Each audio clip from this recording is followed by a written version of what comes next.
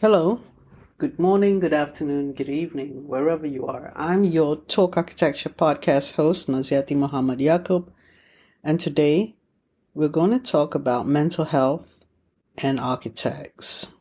We have discussed this before, but we want to have a clear idea about the problems that architects have.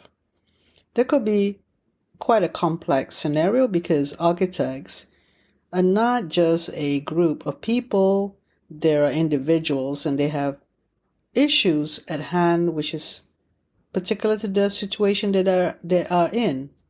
But this attempt to actually recognize how to come to help them in a way that they can see it themselves isn't particularly important at this time to outline in a way the problem.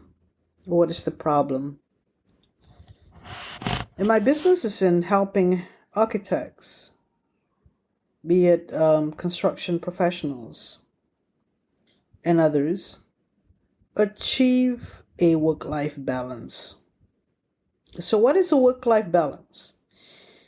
The ability is they use their time to their advantage for their growth and development. To their advantage means that there is a way that they take over and control their own destinies. To their advantage is how they perceive their life gonna be to achieve something that would make them more comfortable rather than uncomfortable. As we know it, we do not want to be in a state where we're always in negativity or a situation where we're uncomfortable all the time. And what are these situations or these body sensations that we're going to have, which will be unhealthy in the long run? To be constantly having body sensations such as stress and burnout symptoms, the feeling of fatigue, the feeling of being uncomfortable in your throat and your chest areas in the solar plexus, where you're in constant fear. The underlying uncomfortableness comes from fear of something, fear of not completing a project, fear of not able to get paid by the clients and you don't have enough money to pay the bills. Fear of not getting enough projects, not able to do marketing, not able to sustain your business. Fear of if you're an employee, fear of losing your job, fear of decision making, or not enough confidence. So there are many fears really. So when we talk about work-life balance, of course, it depends on the individuals.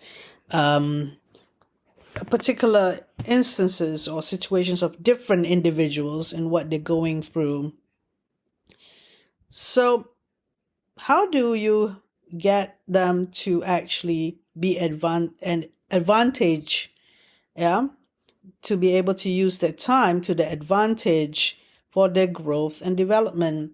The minute by minute, hour by hour activities could be mundane, could be just purely drawing lines towards completing tender documentation or some drawings. So is that for your growth and your development? The perception, how you shift your perception, your thinking and attitudes to actually thinking that it's for your growth and development rather than thinking that you're just working for someone else and almost, like a robot-like or going through the motions of doing your work. There is a shift in perception which could help you be less stressful. For example, how do you actually do that shift in perception attitudes? It is by going through these growth and development aspects of yourself. What do you see is growth and development?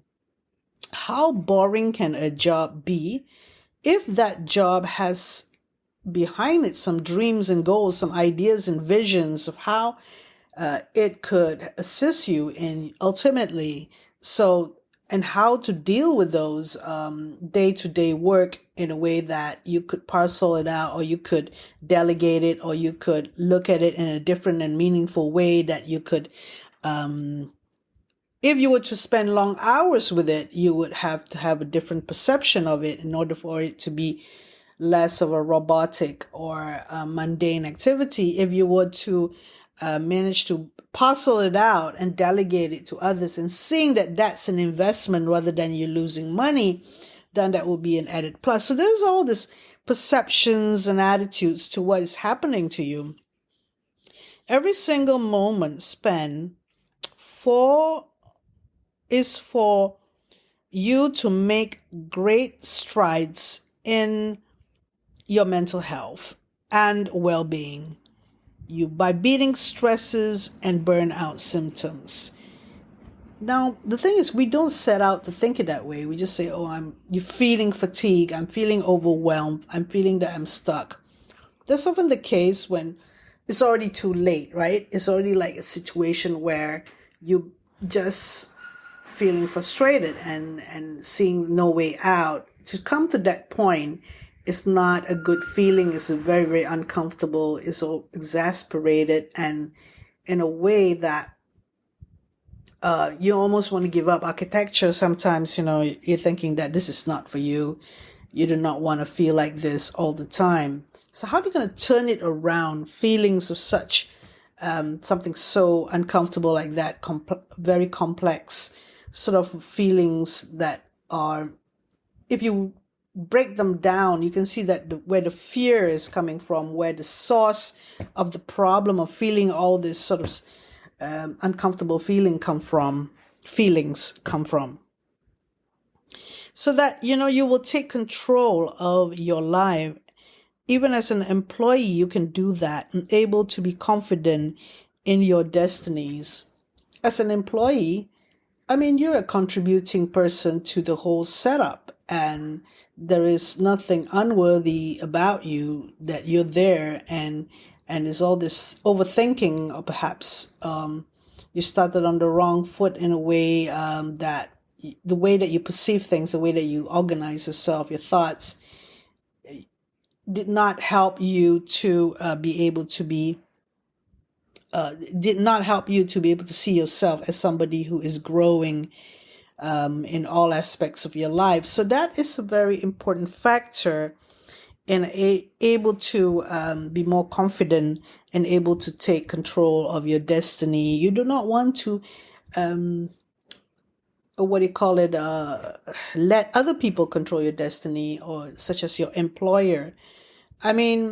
Someone having control over you, the first thing is they don't really want to have control over you unless they are narcissistic, and in which you have a narcissistic boss, which is taking advantage of you. Then there's an abuse of power, which you wouldn't want to be there in the first place. But there are instances where your bosses just don't really want to actually be the one, having to decide for you, and you're giving that power to your boss in determining where you want to go. So you actually have within you where the ability to actually go where you want to go. So that is something you have to realize, and that is why you need to know and be self-aware and know some techniques and how to actually get from being uncomfortable all the time, get to be depressed, or get to be frustrated all the time, to not frustrated or being more comfortable with yourself. So sometimes the situation is in the past. Sometimes the way you practice before stems from how you were taught in architecture school, but often people get over it and they can become much more of someone using the intuition rather than someone who has to work it out and figure it out longer. So how do you actually build that intuitive capacity to actually get much more better at your work. So some of these things could be learned through visualization and visioning of things.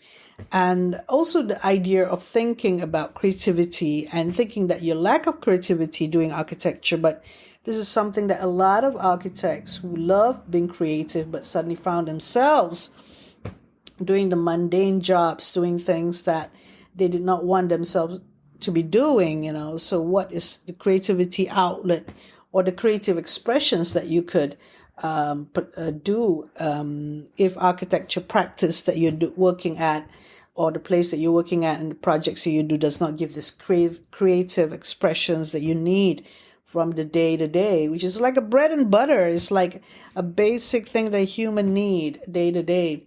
So that is where do you find the time? How do you find the time? What is it that you actually need to do that would assist you in the everyday? And the tempo of it, there is a sense of rhythm of life that you could create in which you could actually take hold of it in a way that everybody would see you as dancing rather than stuttering about, in a sense of flowing and working in a flowing manner, not afraid and able to just get on and be, much more wholesome, or embracing the challenges that is coming your way. The sort of person who knows how to make it in such a way that everything falls together in a team, because there's a lot of teamwork happening in the architecture company and so on. So that's one of the important factors where you can get into a tempo in your everyday life that is with the collaboration and the cooperation, and working with other people could be much more better desired together. So in a way, this will help you. And it will help the team. So in conclusion, I would like to say that if you desire to be someone who has achieved a work-life balance that could make yourself less stressful and less of a burnout symptoms happening to you, do join this program that I am advocating and that I do offer, which is the program called Rediscover Your Sense of Self for the architects. Thank you very much.